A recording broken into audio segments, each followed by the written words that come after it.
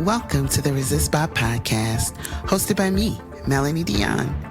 Join me this week and every week as I chat with the advocates and activists in your neighborhood at the intersection where policy meets people. Now, let's start the show. And once again, it's time for the Resistbot Podcast. I am your host, Melanie Dione, welcoming you back after post-election, post-holiday hiatus. I hope you took care of yourself. I was busy turning 46, so happy birthday to me. I know that a lot of you, since last time we met, you got out there to stop the red wave that couldn't, and I appreciate you for that. But the work continues. There are still a lot of things going on. One of the things we're going to discuss a little later on in the show, but I want to jump right into it. A, you know I'm not great at small talk, but also B, I'm very excited for this week's episode. We are shifting the lens a little bit overseas, and so of course I am having my favorite international woman of mystery as a guest, friend Christine Liu. Hi, Christine. Hey, Mel. Good to see you, or hear from you, I should say. Welcome, welcome, welcome. So glad to have you back around the way. How have you been? I have been good. I have been busy, and I can't believe we're already at the end of the year and we're hearing Mariah Carey in the department stores again. Oh, my goodness. And it's terrible for me now because I'm in New Orleans, and so everybody's in shorts. Like, I looked outside, my neighbors are walking around in shorts, carrying like Christmas presents and putting up decorations. It's really like a mine. Yeah, this year has flown by, but I am good. Thank you for having me back. News has been eventful. Yes, understatement. So, understatement. I mean, there's always something, of course. But with that always something, there has been a lot going on in China. So before we get into the actual protests, I want to talk a little bit about something that you are passionate about. And I always appreciate your insight on this when we talk about relations between China and Taiwan, or Taiwan and China. When we talk about, for example, Ukraine and Russia, everybody can identify with that. But people don't always connect that there's a very similar dynamic between Taiwan and China, in that you are an independent democracy and China kind of bogarts the conversation a bit. And so I want to talk a little bit first about the rising aggression that we've seen against Taiwan from China. And I'll start here. We saw the visit from Nancy Pelosi and how it has seemed to pick up in intensity since then. But I want to get your thoughts first on that. With that part of the conversation, do you find that as more of pretext, or do you think that's more of this is when people really started paying attention, but this has been bubbling under the surface? Yeah, I think those that have been paying attention to international relations, and especially the U.S., China, Taiwan triangle of relations, it's been bubbling for decades. It's why you have people call themselves China watchers, because they're paying attention to what's going on over there. I think from a U.S.-centric lens, it may feel like Taiwan has come out of nowhere and has been in the news constantly. I think that is a byproduct of the U.S. and China relations no longer being as friendly as it was in the last decade leading up to Trump administration, when you saw a shift in the tone. And the same goes for Xi Jinping, the current and now potentially forever leader, now that he has cemented himself for a third and indefinite term. The relations are going to reflect that. And unfortunately, when that happens, Taiwan usually gets brought up on both sides. You see China becoming more aggressive in terms of their stance, so they could signal to the U.S. and the world that they are going to maintain their policy and approach to Taiwan like they say they always have, which they claim Taiwan is part of China, which it's not. And then you have the U.S. needing to counterbalance that. But when people take notice of really, that media storm that came about where people were literally following her plane when Nancy Pelosi went to visit. That has a lot to do with, I think, also people's feelings about the domestic politics here and how divided we are here, where if Nancy Pelosi is hopping on a plane, you better believe that, the Republicans are going to make, something of it that is going to fit their narrative. And then even within the Democratic wing, you're going to see folks who don't necessarily think she represents where Democrats should be going. They're going to pay attention and have their narrative. And then in the midst of all this, though, you still need to maintain this foreign policy of engagement where this happened. And a lot of the media and the conversation around it kind of misses this. Her visit as speaker coincided with the passing of the CHIPS Act. You don't really hear that. You hear what's Nancy Pelosi doing, stirring up trouble, getting on a plane and going to Taiwan. What you don't hear is, oh, she's the speaker. We just passed a monumental CHIPS Act that's going to bring back jobs and technology and manufacturing of semiconductor, which means we will be less reliant on overseas production. And given that we can't do this without Taiwan, because a lot of people don't know this, 90% of the world's semiconductors, advanced semiconductors, are manufactured in Taiwan. So who has the know-how? Who's helping the U.S. right now build these new fabs that they call it, right? These semiconductor manufacturing facilities in Arizona, right? That's going to need 1,500 highly skilled engineers, 5 years and $12 billion, I believe, to build. The Taiwanese. So I think given that, from that lens, people should know that this is just U.S. diplomacy in action, right? And then we start adding all our other meaning to it. That's kind of how I saw it. I appreciate you bringing that up because one of the things that I see when we have these conversations as Americans, there are the people who are just going to side, with America first, with Western values, with Christian values, etc. There are also those people who have a more skeptical lens, right? And often those people fall on the left and are not always going to line up with American, maybe not necessarily enemies, but people at odds with American ideology. They will not always be lockstep with that conversation. And sometimes that will lead to those folks siding, with that government. And it especially happens when the government is non-white, when the government is non-Christian. We see that a lot. So in a case like this, when we're dealing with a country like China, who is under scrutiny, who receives criticism from the U.S., and we see people on the left who may unwittingly side with authoritarians, how do you approach that? How do you engage that? And maybe give them ideas of how to suss out when, hey, this is American BS, this is kind of some BS, but this is authoritarianism, and I think we can agree that that's all bad. Like, how do you encourage that? And I'm asking you this not only because you're you and you're my friend and you're smart, because you're also a Taiwanese woman. So you know how this affects from a personal level. Right, definitely. As someone who's Taiwanese American, right? So I'm both Taiwanese and American. I have no choice but to see it from different lenses. And we were just talking about that off the air. We often talk about, in every issue, we need to be mindful that we bring our own lens to it. So Americans, speaking in, general terms, tend to bring our American lens and all its domestic politics and all your feelings and need to be right. And we keep that lens when we're looking outward towards other countries and what they're dealing with. And so first I would say when I see that, again, I think it's maybe a construct of age.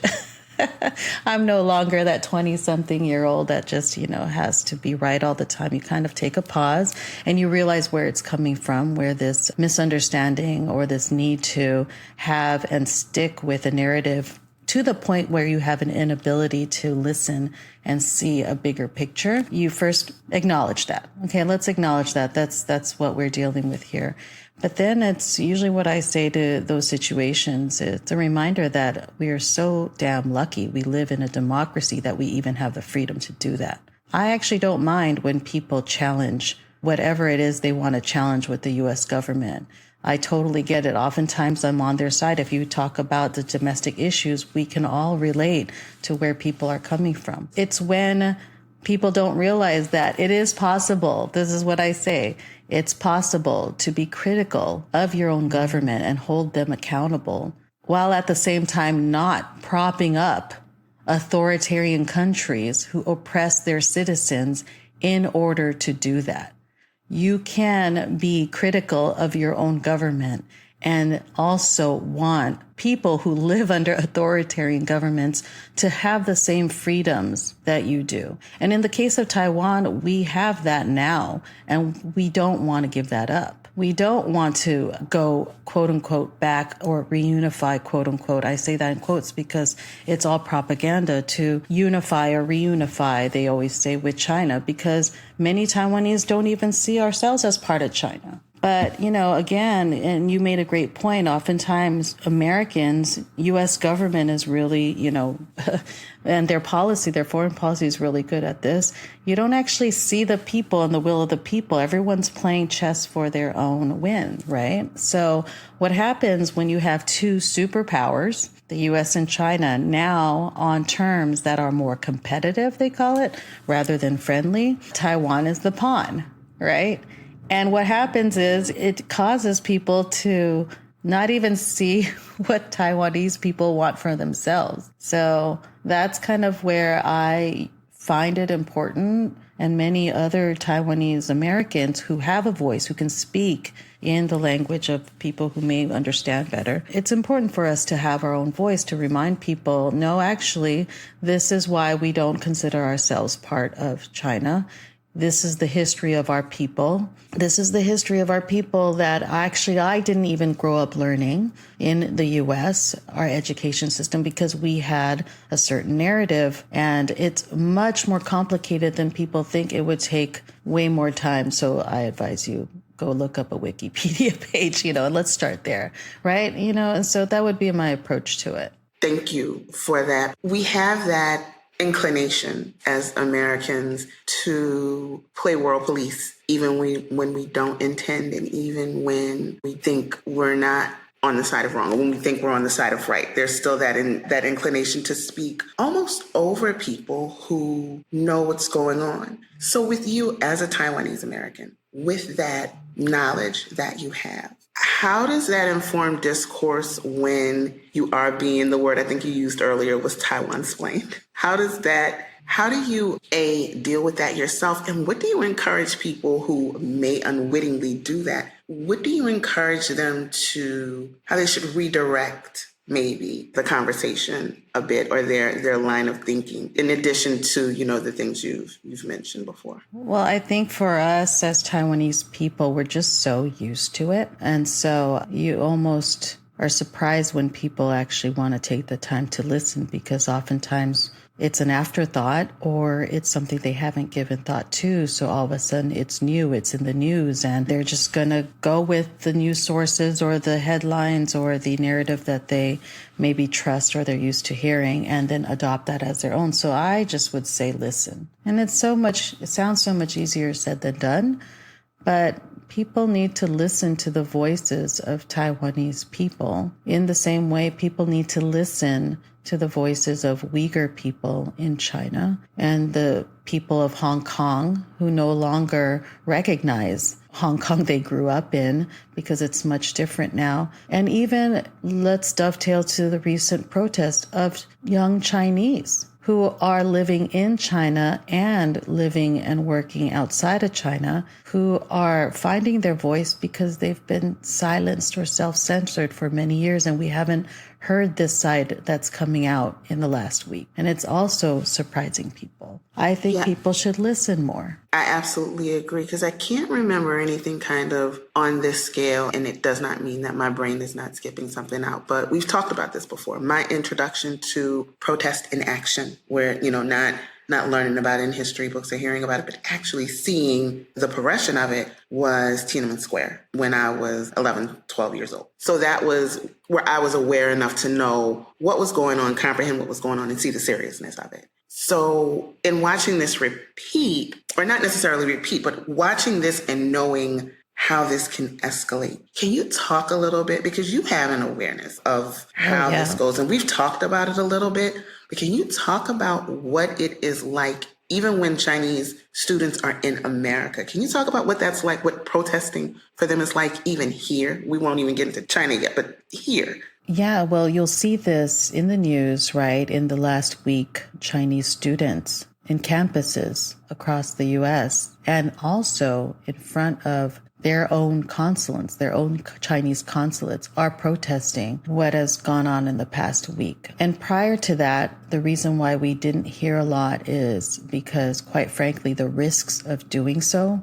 was very high. So if you think about what we're seeing now, knowing that the risk is high and they know the risk is high, something has got to give. And I do remember Tiananmen Square. I was 13 years old watching it live on CNN unfold and the buildup of it, and kind of feeling initially this hope of, oh my gosh, it's amazing that so many young Chinese really want reform and democracy. And then to see the aftermath of how the government reacted to it. The interesting thing I want to remind people, this generation of young Chinese have no memory or recollection or even reference to Tiananmen Square. So they don't even know. It's not something that's taught when they grow up. I have had students that didn't even know about Tiananmen Square until they were in their early 20s and they came to the U.S. for school. That is how censored the news and how revisionist the history is in that country. So what you're seeing in terms of the protests right now, and the protests are very creative because now we have social media and word travels fast and people understand that their government is very repressive when it comes to information control and censorship. They're getting creative. That's why you're seeing them hold up this blank paper, because they're very aware of being censored all their life. They have learned to survive in their government, look the other way, and you may have a normal life. You can drink your Starbucks, you can drive your Teslas, you can go to the movies and watch Hollywood movies, you can, even go to a nightclub and have fun with your friends at the mall. As long as you stay away from certain topics and you don't talk about certain things that maybe make you feel uncomfortable, but it's not affecting you personally. So mind your own business, live a great life, and let the government do their thing. That has been what this generation has grown up doing until the last 3 years with these very strict zero COVID policies that China has enacted. Of course, the official line is it's to protect the citizens from COVID. But I think most people going on year 4 now realize it's not to do with that. And it's perhaps more to do with using COVID and zero COVID policies as a way to keep a population under control at a time when they're not happy because the economy is not doing so well anymore, because they don't feel like they have the freedom, because people are really hurting with these, lockdowns. And then they watch the rest of the world, especially this past week with the World Cup. The rest of the world looks like they're just back to normal. And something's going to give with that. And sure enough, a lot of people don't know the source of this flare up. But, when people are at their last straw, even though it's been bubbling up, it's what you see with the deaths that have happened in Xinjiang, in Urumqi, the Uyghurs who burned alive and died in that building. Kids, families. I think as a result of being under lockdown for 100 days, I think that was a tipping point. And I realized a lot of what I was reading is that the lockdown policies, seem to have delayed the firefighters to help. Oh. Is that the... Yes, and the fact that, I don't know if you see these videos, when they do COVID zero, they're not giving you a text message saying, everybody stay at home, like kind of they did with us, right, here in the U.S. And even that was too much. They are physically going and sealing your apartment building, your doors. You cannot actually leave your And it's not even the front of your apartment complex. It's your individual doors. So you tell me what happens when a fire breaks out. This has always been the fear, actually. And now the fear has been realized. And officially speaking, the report has been 10 deaths. But, you know, a lot of people don't always trust the official numbers, if you will, of casualties.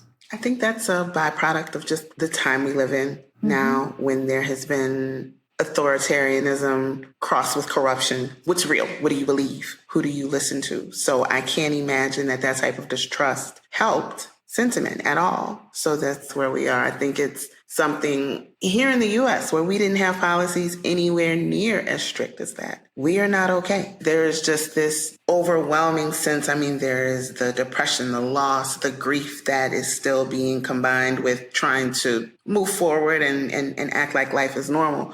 So I cannot imagine what it's like when you are still dealing with lockdowns. This isn't the American complaint of lockdowns where people just suggest and you maybe get socially criticized. This is a legal government-backed lockdown. Oh, I don't know if people understand. Imagine, again, makes you feel lucky to live in the country we do.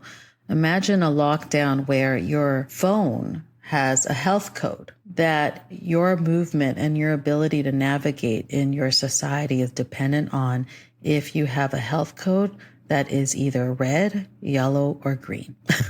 And you have to show that wherever you... And if it is red or yellow, you can't access anything. You can't access buildings. You can't go shopping. You can't ride the subway. You can't go to work. You know what I mean? So this has been going on for the last several years, and it's not letting up. And then you combine the fact that not everyone in China has the ability to stock up on 2 weeks worth of food. So there was food insecurity going on.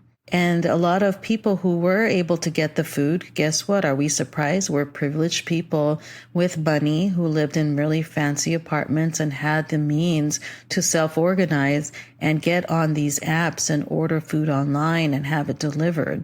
What about the elderly? What about the less educated? What about the folks that don't know how to navigate the world in that way? So it really became an issue. And I think people collectively are just fed up. And that's why we're at a point where it's something so far, there have been 20 identified demonstrations to the point that apparently now police are checking phones to see if you have things like Telegram or Signal to disseminate information. What makes what you said to me a little earlier just a little more chilling when I think about something that was so impactful for me in understanding protests and seeing protests as Tiananmen Square and knowing that there are people who do not have access to that information. And just kind of doing the math, we're thinking about the children of that generation. How quickly history like that can be lost is absolutely chilling to me. And as someone, when we look at the country that we live in now, where we have these arguments about critical race theory and how books are being banned and things like that, when you look at how quickly you can lose history, how quickly you can lose something that is still accessible. Like this is accessible on the internet, but for an entire country. Yeah, imagine your learned history is then dependent on the stories you pass down from people off the record because it doesn't exist in your history books or officially according to the government. Like Tiananmen Square did not exist. It is the official government stance. When the rest of the world is being gaslit when we hear that because we remember it. We saw it, but you do have a generation. I will say this, though, on the flip side, imagine being able to successfully do that as an authoritarian government and wipe monumental event in your history off the books and still 30 years later have young students demonstrating and protesting and rising up. That is probably causing a lot of concern for this government right now. It should be a light bulb moment because you cannot crush the human spirit, even if they believe that if they're going to be the first ones to do it, then to hell with it. We're just going to be the first ones. And that's astounding. It's commendable as you know, as someone who is older and who has seen it, of course, I have a strong level of concern because we live in a world that has not gotten less violent. People have not gotten kinder to dissent. Oh, absolutely. For us, we're those of us who are old enough to look at this, the feeling has been very mixed. It's both inspired. Yeah. And it's scared for them. Yes. So I'm not going to candy coat that. It's a mix of feelings where you're inspired. You're reminded of, I often say over and over, like a broken record, to remind people that the Chinese government is not the Chinese people and to not see the two as such. And it's because I have the privilege of having had experience in deep decades worth of relationships there where I have these conversations. So there's the Chinese government and the propaganda that they've been putting out for the last several years. And then there's the Chinese people that I know and that many of us, I'm sure in our lives have known, who have a different voice, but they don't feel like they can voice their opinion because there is consequences to them doing so by their own government. And we need to remember that. And so just taking it back very locally, like I said, even though this looks like a foreign policy issue, you will see this play out. You're seeing it play out in our own backyard here in the U.S. on college campuses because over 600,000 Chinese students study overseas around the world. Many of them, around 300,000 here in the U.S. You can't ignore, you're going to see the effects of that. These kids are either going to find their voice because thankfully we give them a taste of, during their time here, of what it's like to be able to express ourselves without fear of disappearing, those kind of consequences that they face back home. Or you're going to also see their government extending their reach to censor and silence them. They have their systems. Just look at the news recently. I don't know if people have been paying attention, but they've discovered over the last several years, overseas Chinese police stations have been set up in different countries around the world. That is not to help you with your passport or driver's license. That is to literally keep tabs on their citizens and the dissidents because, it's kind of like having somebody who's over controlling, making sure that when you're overseas playing in the backyard of democratic countries, that you don't get any bright ideas to bring some of those ideas to back home and undermine your control. This is some serious stuff. And I'm sure there's also the reminder because they have, even though they're here, their families, they still have family at home. Exactly. So I'm sure that's also a factor in how people can be threatened, basically to behave. Yeah, you're having fun in America, but your mama still lives here. That has got to be something that is chilling and sobering and unfortunately likely very effective. I'll never forget on Clubhouse back, when everyone was on lockdown, it was very popular to get on. There was a 19-year-old student in San Diego, a Chinese student, who didn't even create a room about anything controversial, but simply offered his opinion on something.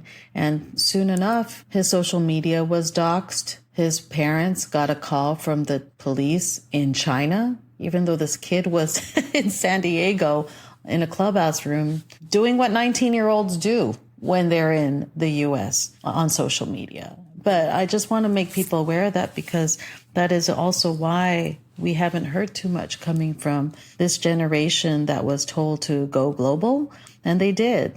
These Chinese young students went global, studied English, went overseas, started working here, internationalized, and then all of a sudden your government, it's almost unrecognizable. Imagine that. Actually, we can imagine that because that was 4 years under Trump. Yeah. You know what I mean? But imagine. And it's amazing how those small changes that almost seem incremental can become very drastic in the blink of an eye. So looking at things like that as an American who, that couldn't happen here. Yes, the hell it could. I appreciate it. Almost did so many times. It still can. Mm-hmm. Well, when we look at how systems are, one of my friends says something that always sticks in my head no matter what, that institutions are as steadfast or as trash as the people who are upholding them. And that is, you can have whatever rules and guidelines you like, but if the people who are upholding those guidelines don't have good motives, then those guidelines they're susceptible to corruption. They're susceptible to be twisted. They're susceptible to be turned into something that you probably didn't sign up for. So that's something that I don't think any of us, even as Americans, we can't just be comfortable and say, couldn't be me. It could absolutely be you. And it probably should concern you how quickly it can be. And that's why while you have a voice, you use it. As long as you have the voice, it's important that you use it and not take that for granted, because there are a lot of people who cannot. Absolutely. I'm looking at what's going on. Speaking of people who are using their voice and bringing it back home, we've got the rail workers union that I'm still learning about. I am not a pundit. I am not a union or labor expert. There are a lot of people who I've been begging to come on the show to talk labor, because it's always kind of like a fascinating thing to me. I've always done like at-will employment and that type of thing. But my dad was a union guy.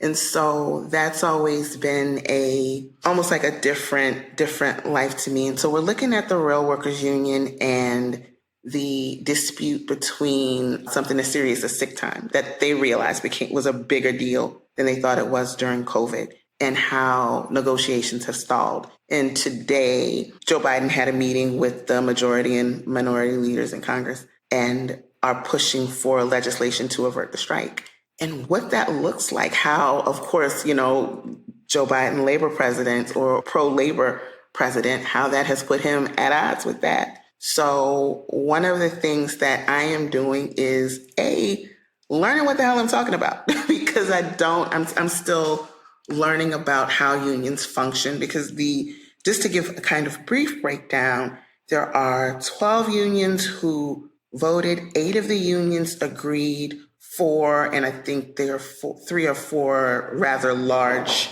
didn't. And so now we're at there's an impasse. And so Congress has gotten involved.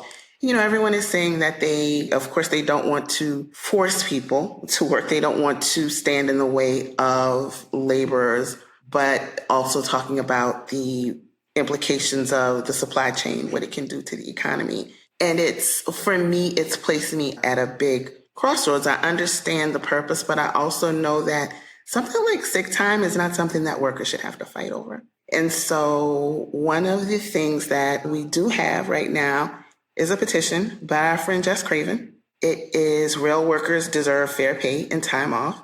If you'd like to support that petition and let your senator, let your representative know that you are in support of rail workers, you can text PZPAKG to 50409, or you can hit us up on Twitter or Facebook or Telegram, or I believe Instagram now. We're integrated with Instagram. So those are ways that you can support rail workers or let your representatives know how you feel about the strike and how you would like them to act. It is something that requires quick action. I believe the agreement is only going to hold until December 9th, and we're just over a week out from that. But this is not something, yes, we agree that a strike is bad, but we also agree that people should be compensated fairly and, have time off, and especially sick time when we're dealing with, I'm losing count of how many pandemics do we have, how many things do we have. We've got the RSV with the kids. We've got COVID. We're about to approach flu season. This is a basic. So if they're that important to industry, they should be important enough to make sure that they're also cared for when they get sick, because more times than not, we get sick on the job. We spend more time there than with our families, more times than not. So that's something for those of you who are in support of that. Again, that's PZPAKG. And as usual, thank you, Jess, for this petition. Outside of that stateside, we've also got the Georgia runoffs going on. If you have submitted your request for your early ballot, you can track it by texting TRACK to 50409.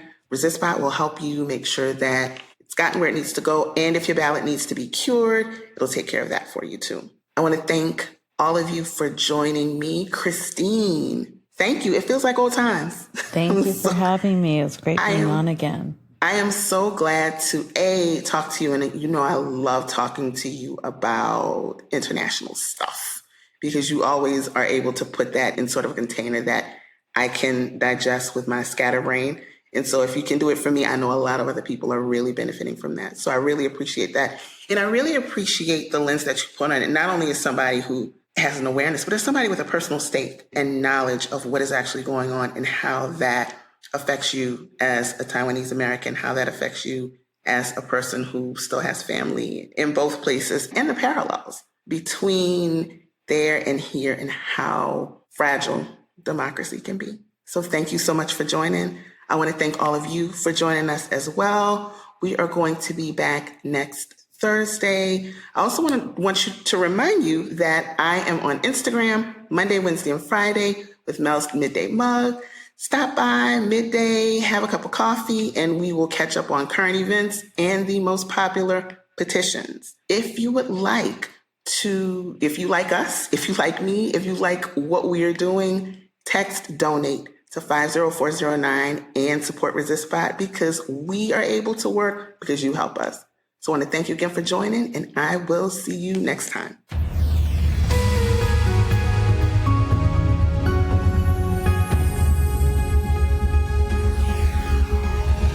The Resistbot Podcast is a production of Resistbot Action Fund, a social welfare nonprofit organization.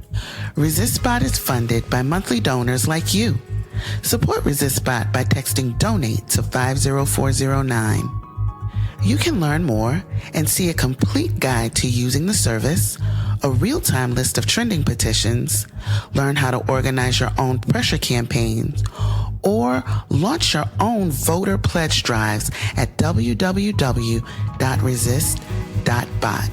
Thanks so much for joining, and we'll see you next week.